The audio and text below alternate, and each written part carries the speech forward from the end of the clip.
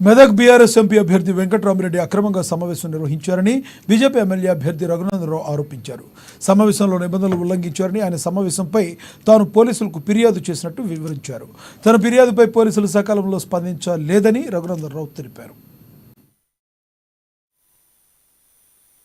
అభ్యర్థిగా పోటీ చేస్తున్నటువంటి వ్యక్తిని తెలంగాణ రాష్ట్ర సమితి ప్రభుత్వం ఎలియాస్ బీఆర్ఎస్ పార్టీ అధికారంలో ఉన్నప్పుడు చేసినటువంటి తప్పుల్ని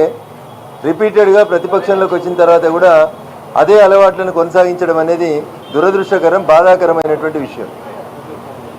ఒక జిల్లాకి కలెక్టర్గా పనిచేసి అధికారిగా ఉన్నప్పుడు అడ్డగోలుగా సంపాదించి అక్రమ సంపాదనతో అధికార పార్టీ నాయకుల కాళ్ళకి మడుగులొత్తి ఎమ్మెల్సీ పదవిని తెచ్చుకొని ప్రస్తుతం బీఆర్ఎస్ ఎంపీ క్యాండిడేట్గా పోటీ చేస్తున్నటువంటి వెంకట్రామిరెడ్డి అనేటువంటి ప్రస్తుత బీఆర్ఎస్ ఎమ్మెల్సీ నిన్న రాత్రి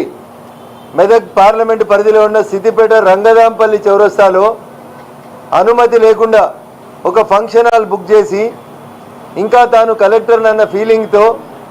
స్థానికంగా పనిచేస్తున్నటువంటి టీచర్లను, ప్రభుత్వ ఉద్యోగులను, ఎలక్ట్రిసిటీ డిపార్ట్మెంట్ ఉద్యోగులను, సెర్ఫ్లో పనిచేస్తున్నటువంటి డిఆర్డిఏ ఉద్యోగులు, ఐకేపీలలో పనిచేసేటువంటి ఏపీఎంలని, సిఏలని, సిసిలని, టీఏలని అందరినీ పిలిచి ఫంక్షన్ హాల్లో ఒక మీటింగ్ పెట్టి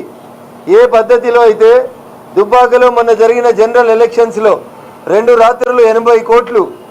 ఐకేపీకి సంబంధించినటువంటి అధికారుల చేత ఇంటింటికి పంచిపించినారో పోలీసుల సహకారంతో, అదే రీతిలో మళ్ళీ తప్పుడు పని చేస్తుందని రెడ్డి ఫంక్షన్ హాల్ సిద్దిపేటలో మీటింగ్ పెట్టిన విషయం నా దృష్టికి వస్తే 9:34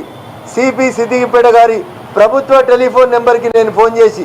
సిపి గారు ఫలానా ఫంక్షన్ హాల్లో అనుమతి లేకుండా సమావేశం జరుగుతుందని నేను టెలిఫోన్ ద్వారా సిపి సిద్దిపేట గారికి 9:34 కంప్లైంట్ చేయడం జరిగింది. సిద్దిపేట 3 టౌన్ పోలీస్ స్టేషన్కి